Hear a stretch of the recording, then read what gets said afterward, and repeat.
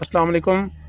आज मैं आपको बता रहा हूँ कि हमने गूगल मीट के ऊपर जो है ना मीटिंग जो करनी है उसका लिंक कैसे निकालना है और मीटिंग कैसे ज्वाइन करनी है। अभी देखें ये यहाँ पे ये सरफेस खुलेगा। जब आप मीट की एप्लीकेशन खोलेंगे नीचे यहाँ पे लिखा आ रहा है न्यू, आप न्यू पे क्लिक करेंगे और यहाँ पे ऊपर आ गया है क्रिएट न्यू मीटिंग पे क्लिक करेंगे तो यहाँ पे आ गया नीचे लिंक आपने शेयर करना है।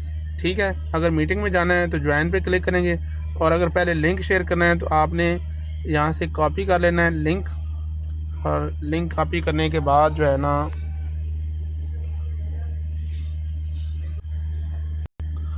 तो लिंक जो कॉपी वहाँ से मैंने किया है, अब लिंक ये मैंने जिस बंदे को मीटिंग में शामिल करवाना है उसको सेंड कर दिया है। उसके बाद मैं ख़ुद भी इस लिंक पर क्लिक करूँगा तो ये मुझसे आईडी पूछ रहा है, मैंने अपना आईडी लगा दिया है। मैं भी लेटर पे क्लिक करूँगा। अब ये